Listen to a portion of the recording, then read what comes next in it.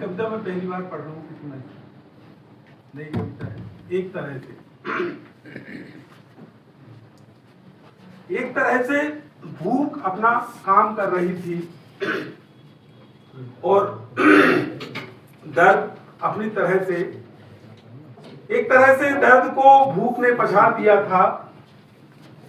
एक तरह से समय खराब चल रहा था, दंगे भी हो रहे थे और बलात्कार भी और फटाफट न्याय भी, बुलडोजर चल रहे थे।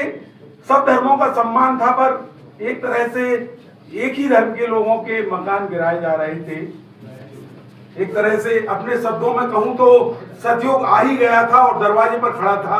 लोग फोन पर हेलो की जगह राधे राधे कह रहे थे।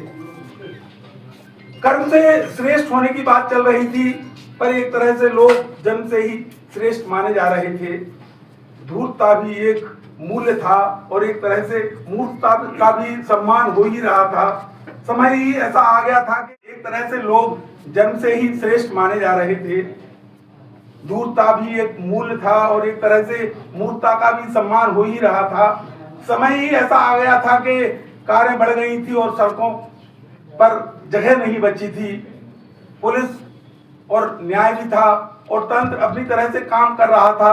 एक तरह से कहें कि रुपए में 12 आना अन्याय था, पर अच्छी बात यह थी कि शांति थी और लोग चुनरी यात्रा की तैयारी में जुटे थे। एक तरह से ठेकेदार बढ़ रहे थे, लोग सड़कें बनाने के ठेके ले रहे थे और कुछ लोग जातियों की भी ठेकेदारी कर रहे थे। एक तरह से कहें कि सब अच्छा चल रहा था, सारे अखबार बिक गए थे और पॉलिथीन के प्रचलन की वजह से अखबारों की रद्दी भी सस्ती हो गई थी। एक तरह से फिर भी लोग चुप थे।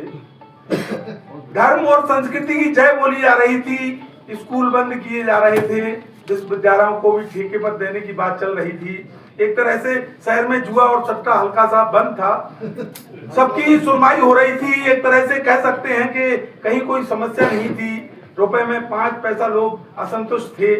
इतने असंतुष्ट तो त्रेता युग में भी लोग हुआ करते थे। इतिहास की कोई जरूरत ही नहीं रह गई थी, किससे कहानियों को ही इतिहास मान लिया गया था। एक तरह से ज्ञान के रास्ते में बहुत सारे राजनेता सोफा लगाकर बैठे थे। सत्संग चल रहा था, जल में रहकर मगर से बैर कौन करे। मगरमच्छ बढ़ रहे थे और देश में बाढ़ और सूखा एक साथ काम कर रहे थे। एक तालाब और एक मगरमच्छ की बात चल रही थी।